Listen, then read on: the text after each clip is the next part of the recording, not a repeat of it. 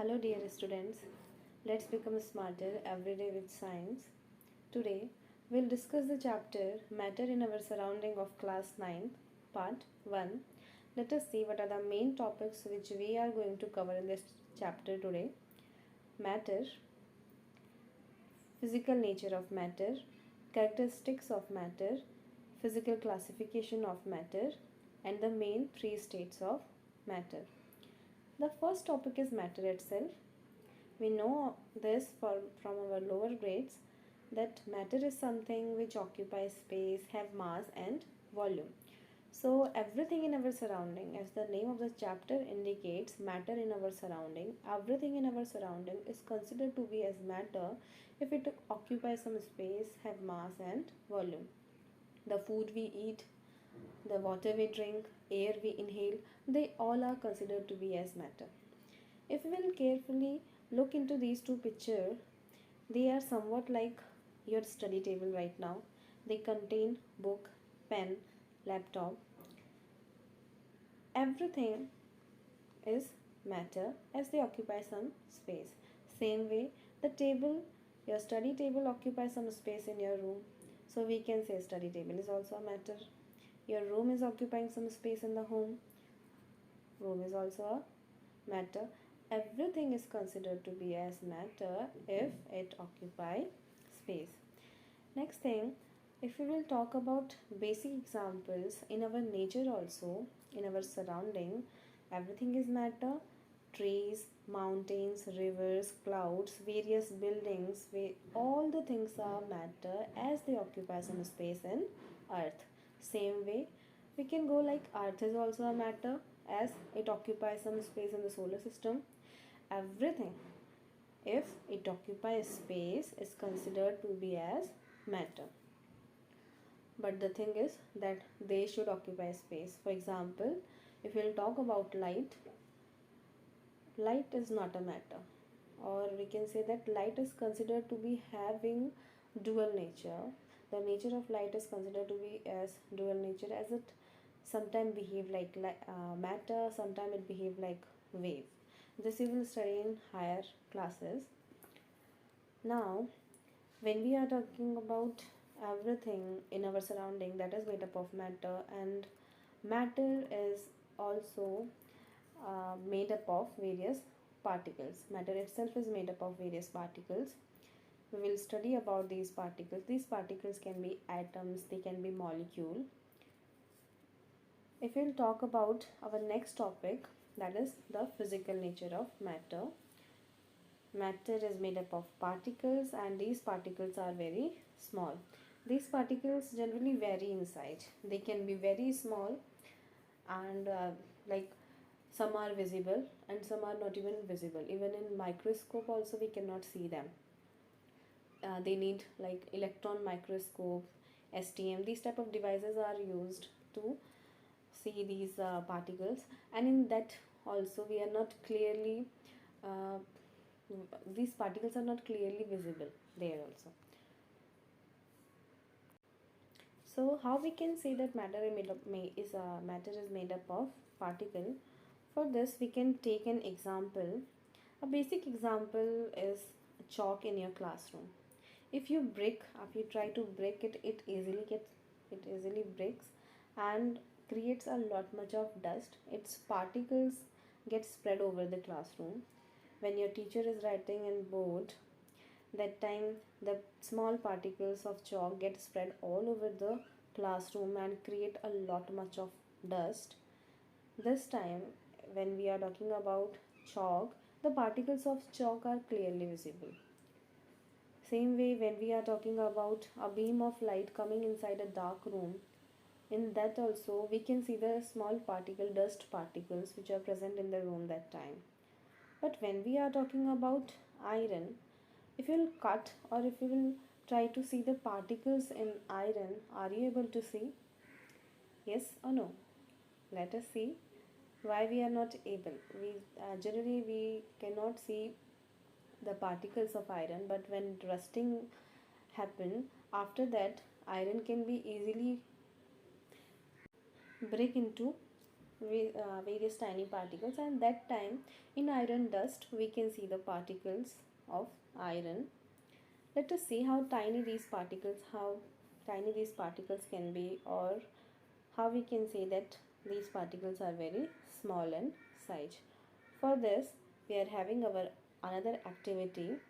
In this activity, the activity is dissolving potassium permanganate in water.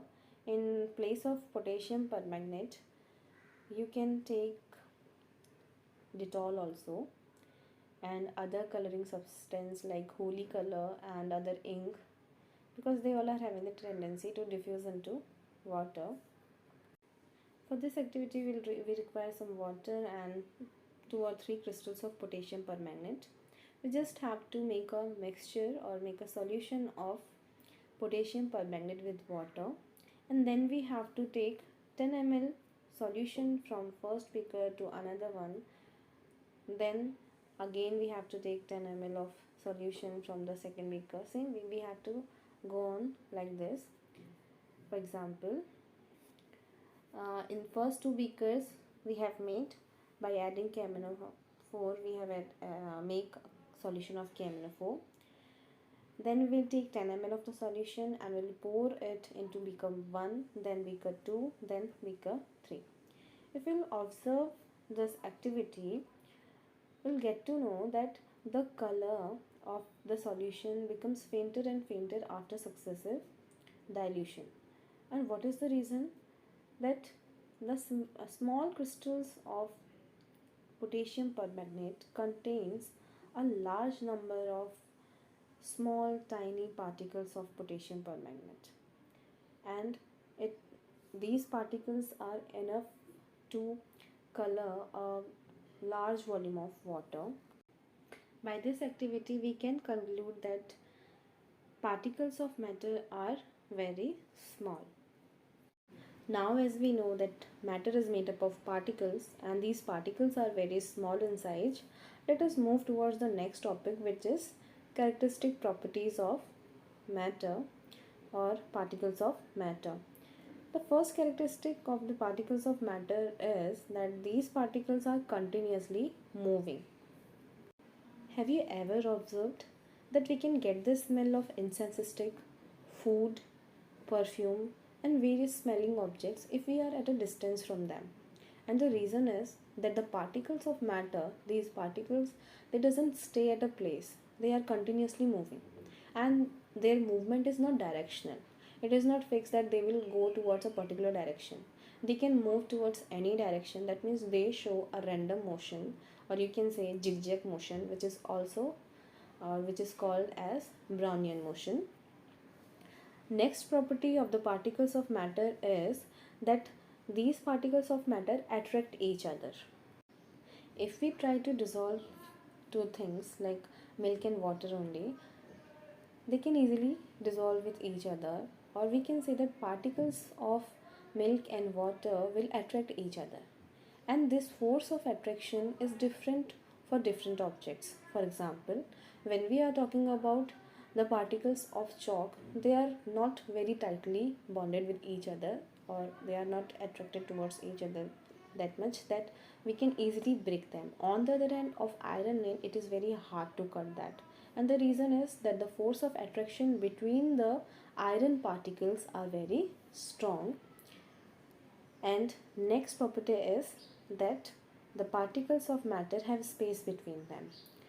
For this, we can take a basic example of your home only. When salt or sugar is added in water, the volume of water remains same. There is no increase in the volume of water because the salt get into the space between the water molecule.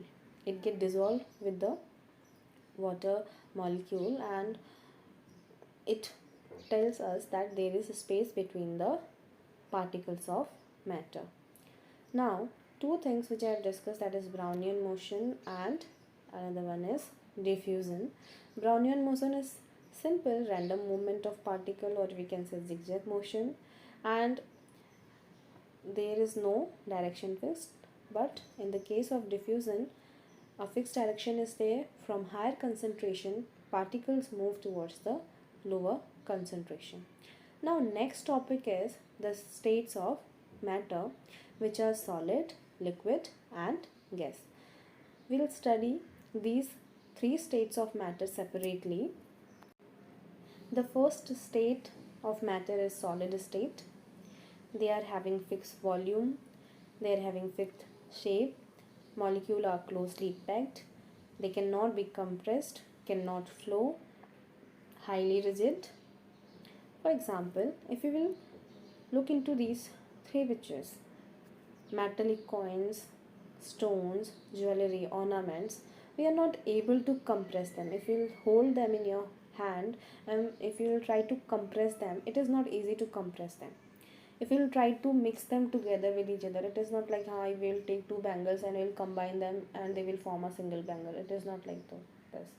That means that they are not compressible, they cannot flow, they can roll over on a surface. Like ball is also a solid that can roll, but it will not flow. It doesn't say that it is flowing. They are highly resistant, that is why we are not able to press them. The molecules are closely packed towards with each other. They are having a fixed volume and fixed shape. And if we will talk about the atomic structure of solid, the atomic structure will be like this. The particles are very tightly bonded with each other. Next state of matter is the liquid state. And when we are talking about liquid state, they are having fixed volume, shape changes as per the container, molecules are loosely packed, negligibly compressible, can flow and less rigid.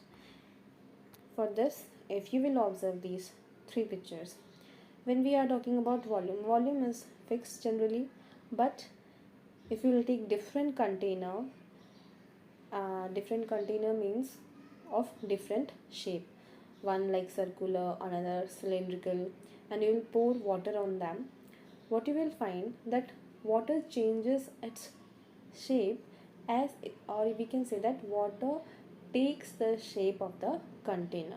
It all depends on the container. If it is cylindrical, water will also show cylindrical shape. If it is circular, water will also show circular shape. Next one is molecules are loosely packed as compared to solid. Negligibly compressible, we can compress them but not that much, and they can easily flow, we all know this.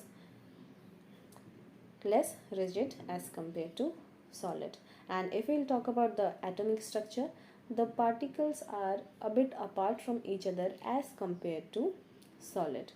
Next state of matter is the gaseous state.